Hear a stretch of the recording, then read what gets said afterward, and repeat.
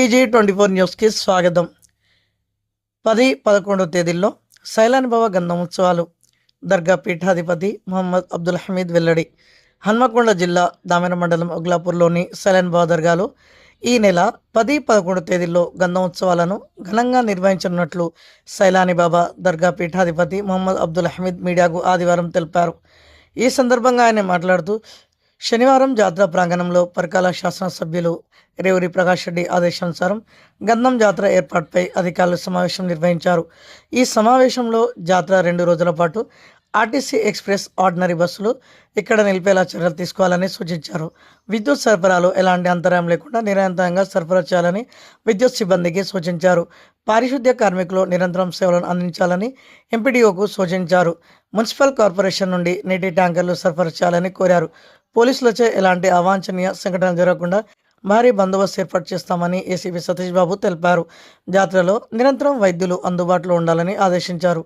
ఈ కార్యక్రమంలో పరకాల ఆర్డీఓ నారాయణ, దామెర తహసీల్దార్ జ్యోతి వరలక్ష్మీదేవి, ఎంపీడీఓ కల్పన, వైద్యాధికారి మహేంద్ర, దర్గా పీఠాధిపతి మొహమ్మద్ అబ్దుల్ హమీద్, మొయిన్, శ్రీనివాస్, అమీర్ తదితరులు పాల్గొన్నారు.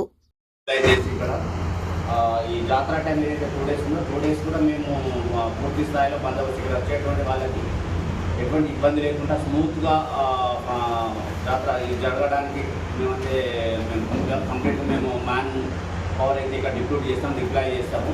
మా నుంచి ఉన్నటువంటి అన్నీ కూడా బ్యారికేడింగ్ కావచ్చు, లేకపోతే సీసీ కెమెరాలు కావచ్చు, ఇలాంటివన్నీ కూడా ఈ ఆర్గనైజర్స్ ఎవరైతే ఉన్నారో వీళ్ళ కోఆపరేషన్తో ఇవన్నీ కూడా ప్రాపర్గా కంప్లీట్ చేస్తాము.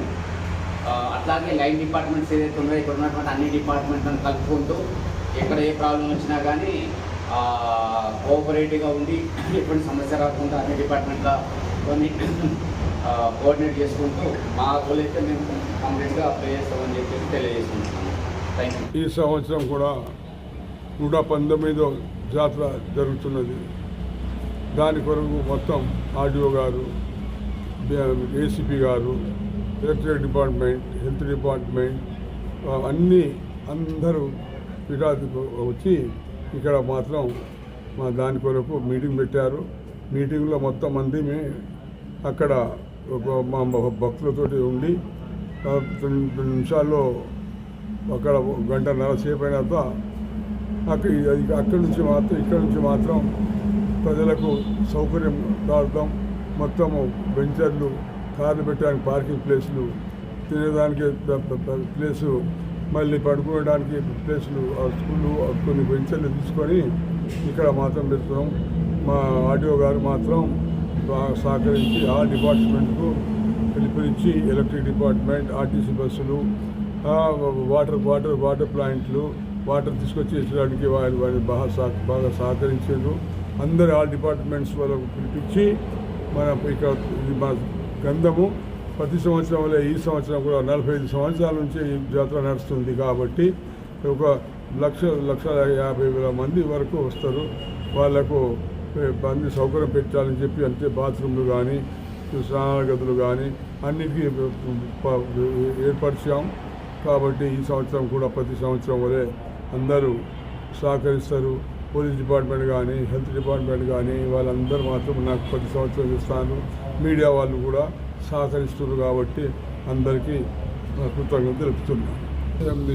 ఈ మే 10వ తారీఖు నాడు గంధం ఉంటుంది. ఒంట మీద గంధం వస్తుంది, గుర్రాలు వస్తాయి,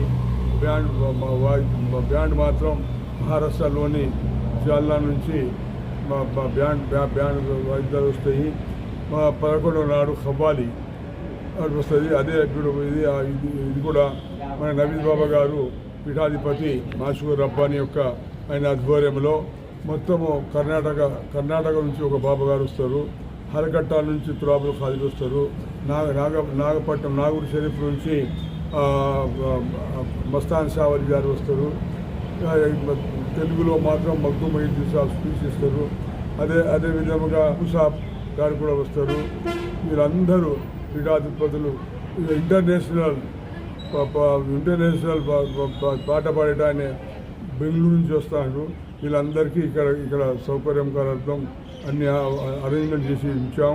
10వ తారీఖు నాడు గంధం అవుతుంది, 12వ తారీఖు నాడు సవాల్ అవుతుంది, 13, 11, 12 నాడు మాత్రం ప్రజలందరూ వచ్చిన వాళ్ళందరూ వెళ్ళిపోతారు. ఈ 3 రోజులు ఇక్కడ ప్రజలందరూ ఇలా ఐక్యత ఉంటుంది.